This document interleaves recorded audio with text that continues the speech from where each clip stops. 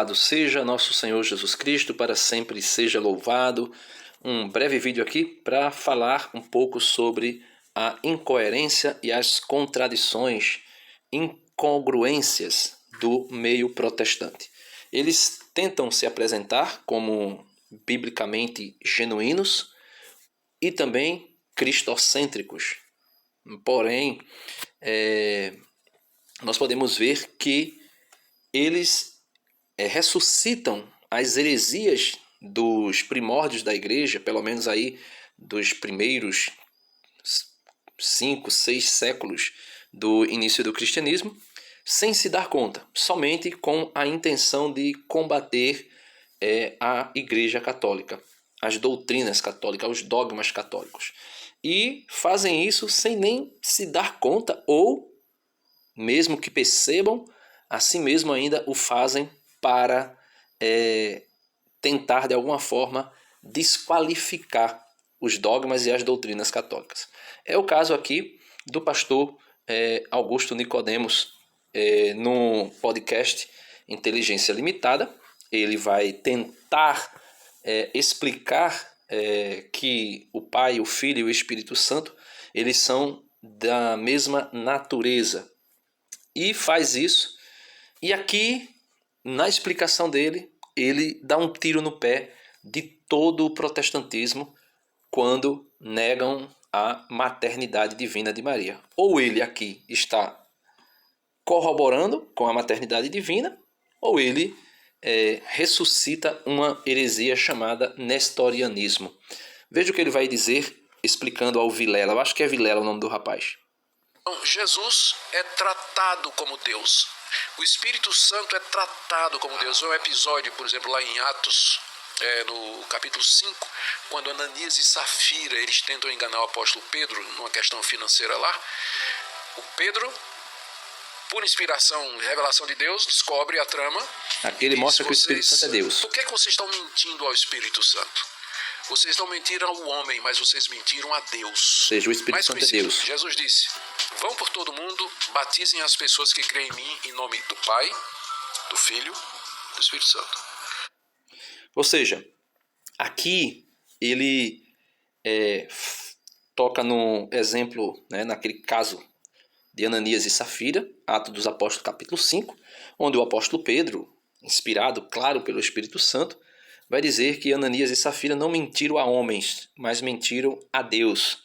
E ele vai dizer que mentiram ao Espírito Santo, e depois ele diz, não mentiram a homem, mentiram a Deus. Então aqui ele já mostra, o Augusto Nicodemos já está mostrando um argumento bem coerente e bem, vamos dizer assim, adequado para comprovar a divindade do Espírito Santo.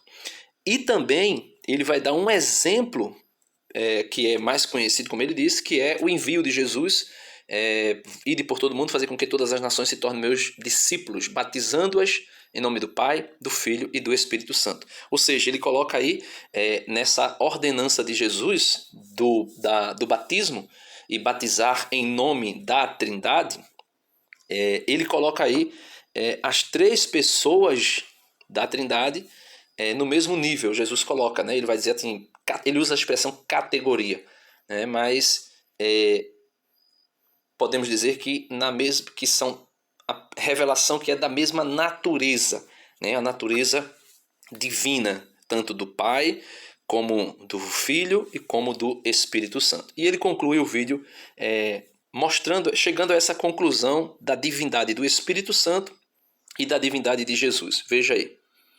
Então, seria, no mínimo, blasfêmia você colocar o Espírito Santo e o Filho ao lado de Deus, se eles não fossem da mesma categoria. E Jesus na mesma categoria do Pai. Então aqui, nesse pequeno vídeo, ele tenta comprovar a divindade de Jesus, a divindade do Espírito Santo, juntamente com a divindade do Pai. Se esses protestantes que são trinitários, ou seja, que acreditam na Santíssima Trindade e que acreditam que o Pai, o Filho e o Espírito Santo é o mesmo Deus e as três pessoas da Trindade tem a mesma natureza, a mesma substância, a mesma essência e forma uma só divindade, por que eles não aceitam que Maria é mãe de Deus? Porque eles ressuscitam uma heresia chamada nestorianismo. O que é o nestorianismo? É uma doutrina que foi proposta por Nestório, que era patriarca de Constantinopla, ali por volta do ano 428, 431, e recebe esse nome, nestorianismo, porque tem a sua raiz, podemos dizer, a sua essência, a sua gênesis, nos estudos que Nestório fez da vida de Jesus. E Nestório chega a uma conclusão. E qual é a conclusão da doutrina de Nestório? O que é que ensinava Nestório? O que é o nestorianismo? Ele enfatizava a divisão entre as naturezas humana e divina de Jesus Cristo. Ou seja, Nestório dividia a natureza humana e a natureza de Cristo. Ou seja, ele fazia algo que teologicamente é impossível de ser feito, que é desfazer a chamada união hipostática de Cristo. Ou seja, a natureza humana e a natureza divina, elas estão em comunhão, podemos assim dizer, né? É uma expressão que eu não sei nem se seria adequada, mas elas estão em uma unidade. São duas naturezas em uma só pessoa, né? Uma natureza, duas naturezas, a natureza humana e a natureza divina, em uma só pessoa. Então é impossível, quando o verbo de Deus, o Logos de Deus, 1 João, primeiro capítulo de João, no princípio era o verbo, e o verbo estava com Deus, e o verbo era Deus. Aí no versículo 14, São João vai dizer que o verbo se fez carne e habitou entre nós. Então, quando o Espírito Santo gera o Filho no seio da Santíssima Virgem Maria, ali o verbo eterno se faz homem, se faz humano, porém sem deixar de ser divino. Logo, nós podemos perceber que o Filho de Maria é Deus, com o Pai e com o Espírito Santo. Então, se acontece de negar a divindade, ou seja, a maternidade divina de Maria, que é o Theotokos, se alguém nega a maternidade divina de Maria, está fazendo a mesma coisa que Nestório fez, dividindo as duas naturezas de Cristo, a humana e a divina, que é indivisível. Quando Jesus morre na cruz, estava morrendo a humanidade de Cristo, mas também a sua divindade. A sua natureza humana e a sua natureza divina, ambas morriam. Ambas morriam, porque Jesus é uma só pessoa. Como a natureza humana, como a natureza divina de Cristo morria? Morria na carne. O verbo se fez carne, então morria na carne. O apóstolo São Pedro vai dizer na sua carta que morto na carne, vivificado no Espírito. Então, quando Cristo, uma pessoa, a segunda pessoa da Santíssima Trindade, morria no Calvário, a divindade de Cristo, ou seja, o Logos, o Verbo eterno, não se separa da sua humanidade na hora da morte.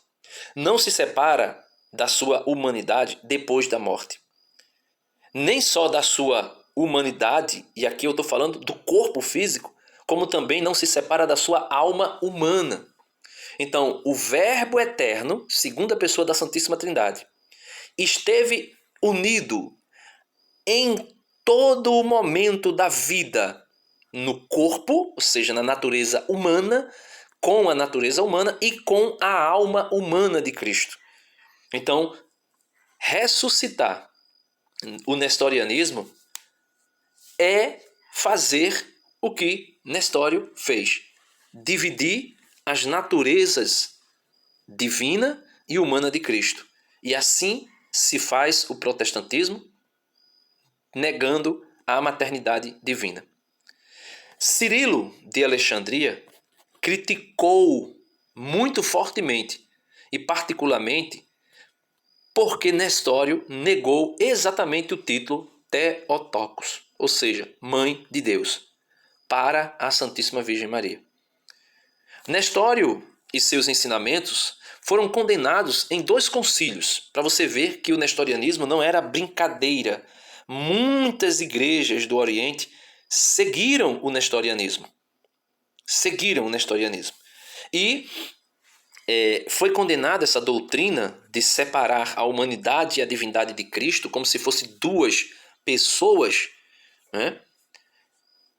No primeiro concílio de Éfeso, em 431, e também no concílio de Calcedônia, em 451. Ou seja, os protestantes falam da Trindade, mas negam ou a Trindade, ou fazem uma divisão, uma separação da união hipostática de Cristo, que é separar a sua divindade da sua humanidade. E isto é impossível, porque nem a morte separou e nem a ressurreição de Cristo separou. Porque quando Cristo ressuscitou e estando já com seu corpo glorioso, os discípulos o viram e pensavam ser um fantasma. E o próprio Jesus vai dizer, olha, venham aqui, toquem em mim, um fantasma não tem pele nem ossos. E olha aqui que eu tenho. Só que esse mesmo Jesus que tinha pele e ossos, que poderia ser tocado, como Tomé tocou, colocando o dedo na marca dos pregos e a mão no lado do peito aberto pela lança, esse mesmo Jesus que podia ser tocado, que poderia ser sentido pelos sentidos, mesmo depois da ressurreição, este mesmo Jesus ressurreto passava por entre as paredes. Quando Jesus ressuscitou, estando os seus discípulos com as portas fechadas por medo dos judeus, Jesus entrou e se pôs no meio deles e disse, a paz esteja com vocês. E soprando sobre eles disse, recebei o Espírito Santo. Assim como o Pai me enviou, também eu vos envio. Então, a incoerência protestante ela é gritante o tempo todo. Não tem problema ser incoerente. Não tem problema ser incongruente. O que importa é negar, esvaziar os dogmas católicos. Deus abençoe você e até o próximo vídeo, se Deus quiser. Fique atento, porque se você ficar atento, você não será iludido, você não será enganado pelos sofismas e pelos embustes protestantes. Com todo respeito aos protestantes, tem muita gente sincera, tem muita gente que quer, de fato, ter uma amizade e uma comunhão com Cristo Jesus. Mas o miolo, o centro do protestantismo é negação e divisão sem fim. Amém.